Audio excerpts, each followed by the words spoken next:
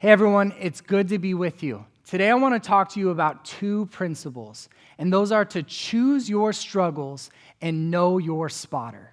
And the plan originally, to be honest, was to be in the weight room for Foothills Christian High School. And the reason being is these ideas of choosing your struggle and knowing your spotter, they're not exclusive to Christianity. In fact, mostly they're used by athletes and people who go to the gym often, because in the gym, we often choose our struggles. You see, the whole point of going to the gym and doing cardio or lifting weights or doing a million sit-ups is so that you leave exhausted, right? The point is to lift weights and lift something that's difficult, lift something that is a struggle. And by doing that, by choosing that proactively, what you're doing is you're building muscle and you're preparing yourself for a bigger challenge or a bigger struggle in the future. You know, often all that is lifting bigger weights. But if you look at athletes like Kobe Bryant, Tiger Woods, or even our very own Tony Gwynn here in San Diego, these guys were known for putting in hours and hours of practice. And because of that, they were prepared for whatever their opponents brought at them. And that's why we talk about them today. But it was them proactively choosing their struggle in the gym, in the weight room, or on whatever course they played at. By doing that, they prepared themselves for greater challenges later on, and then those challenges did not overcome them. You know, my favorite athlete is this guy named Cameron Haynes, and he is the longest sponsored athlete for the brand Under Armour. Under Armour doesn't have any athletes that have been with them as long as this guy, and he's a bow hunter. Now, I know what you're thinking. That's not a real athlete. It doesn't count. But here's one of the things that he does. He has a workout regimen called Run, Lift, Shoot. So every day he runs between 5 and 20 miles. Then he lifts a bunch of weights, and then he goes outside and shoots a bunch of arrows, often at further distances than he would normally out in the field.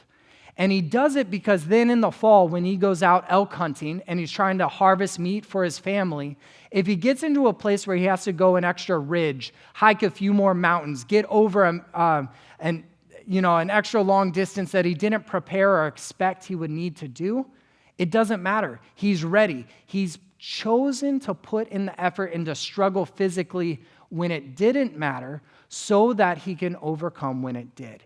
And that's what I want to talk to you about today. When you choose your struggle, what you're doing is you're choosing to struggle when it is not critical so that you can overcome when it's crucial. You're choosing to struggle when it's not make or break so that you can overcome when it is.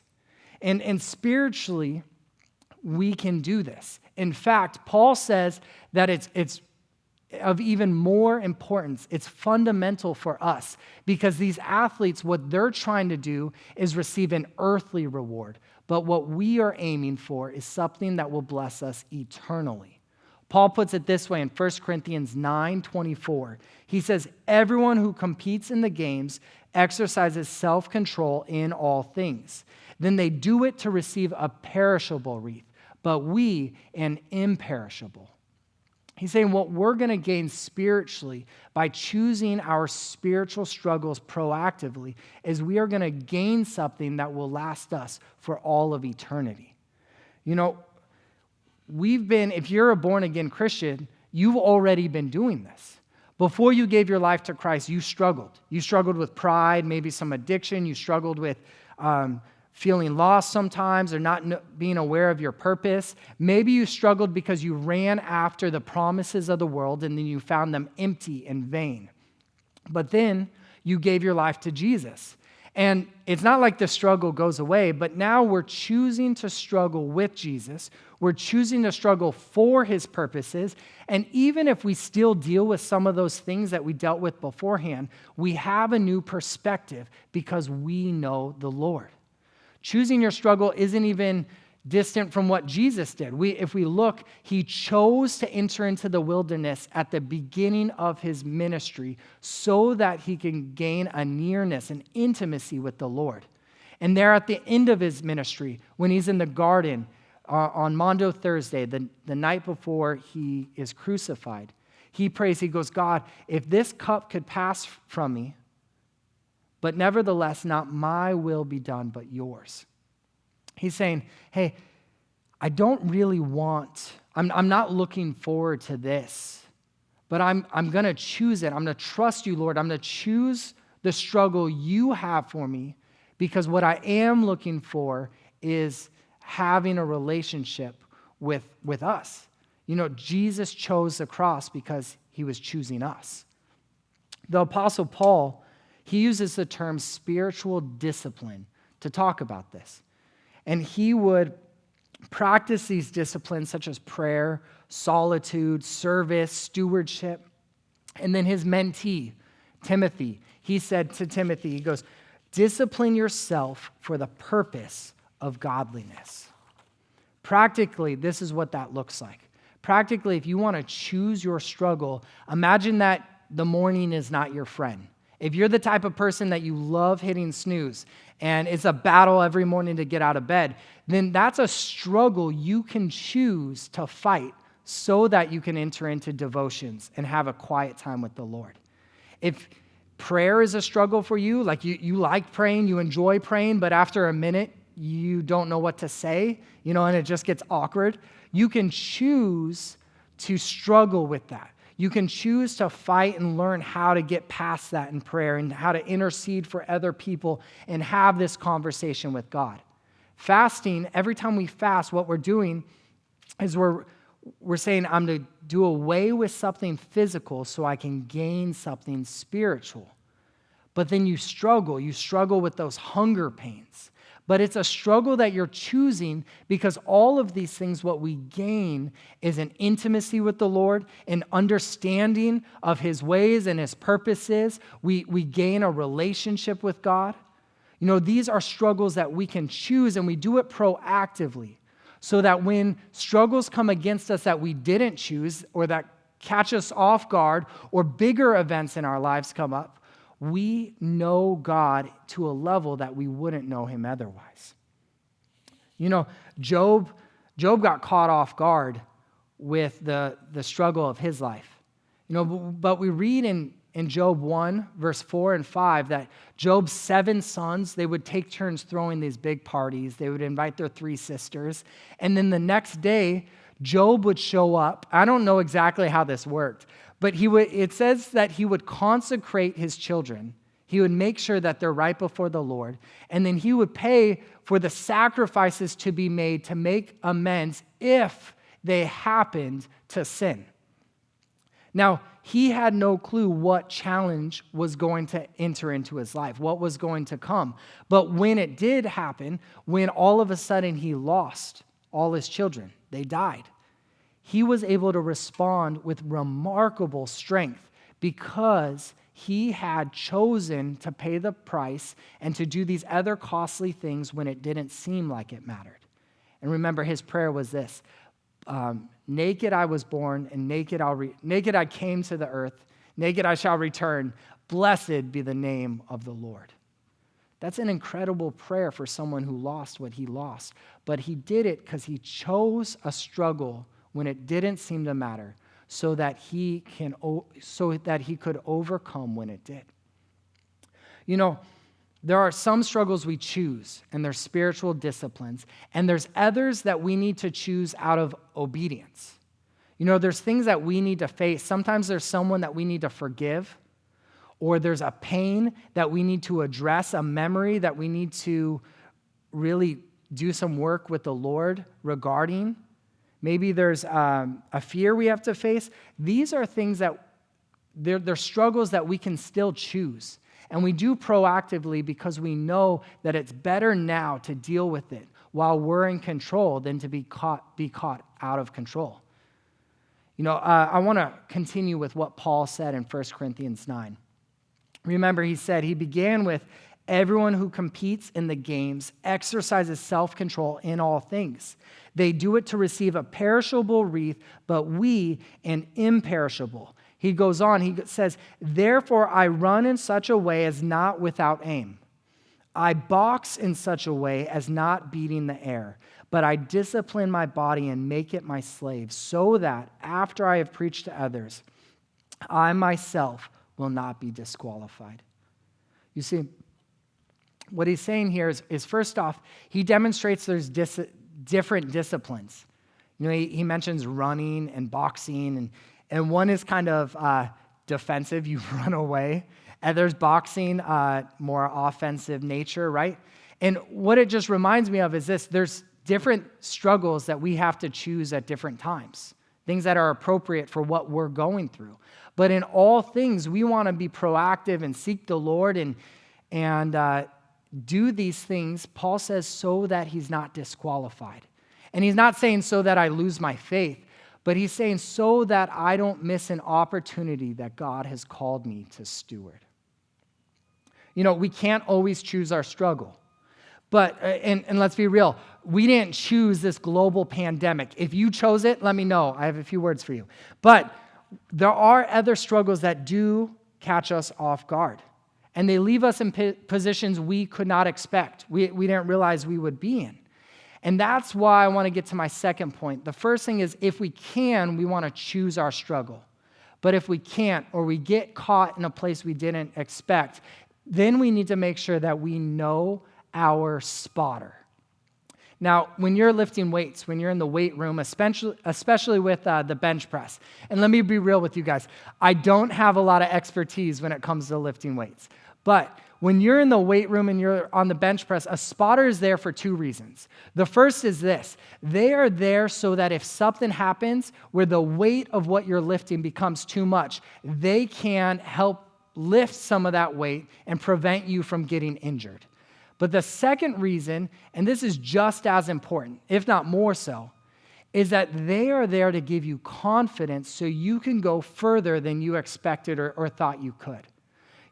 Quite a few years ago, I took a weight training class in school. And I remember when I was bench pressing, and I probably, had the wooden pole with marshmallows at the end. But I found out that I could do a lot more weights and many more reps when I had a spotter with me. It gave me confidence. It pushed me to go further than I expected. Like most analogies, the idea of knowing your spotter, it's hard to match up exactly. Because truthfully, I don't think Jesus is our spotter. This is why. He does say, "Come to me, you who are tired and carrying a heavy burden, and I will give you rest." But I think that's talking mostly about salvation and how we can come to him and it changes everything. It changes our paradigm. But when it comes to a spotter in the weight room, you hope not to really use them that much. And in this regard, what I want to encourage you with today is this. When I'm saying know your spotter, I want you to think about the people that you have around you, the people that you have, your close friends that are going to be there when the weight of some circumstance is heavier than you expect, or when you get caught off guard, or maybe they're simply there, your friends, your close companions. They are there to give you confidence so that you can go further in your faith than you expected. Spotters, they don't have to be perfect. Again, in that same weightlifting class, weight training class, I was a spotter for other people. And I'm not the number one pick when it comes to spotters, at least for lifting weights. But I don't have to carry the whole weight. I'm there to come alongside someone and help them out. And that's what's great. We need friends. We need people in our lives that have the same spiritual determination that we have, conviction that we have, people that we can trust to come alongside us and help us. King David had his mighty men. Just a few days ago, if you're reading Marks with Foothills, we read about those 4 guys that lowered their friend down through the roof so that their friend, he was crippled, so that he could get prayer from Jesus. Those were that guy's spotters. Peter's spotters, when he got arrested in Acts 12 and he was thrown in jail, they were in the upper room praying for him, interceding on his behalf. Mary and Martha, they reached out to Jesus when their brother was really, really sick. They were his spotters. Moses had people lifting his hands up so that they could win the battle.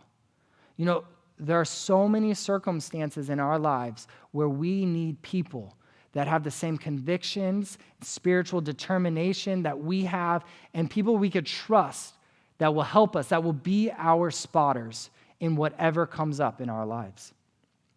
You know, Paul, he wrote in Colossians 2 to the church, he said, I wish you could know how much I have struggled in prayer for you and for the church at Laodicea and for my many other friends who have never known me personally.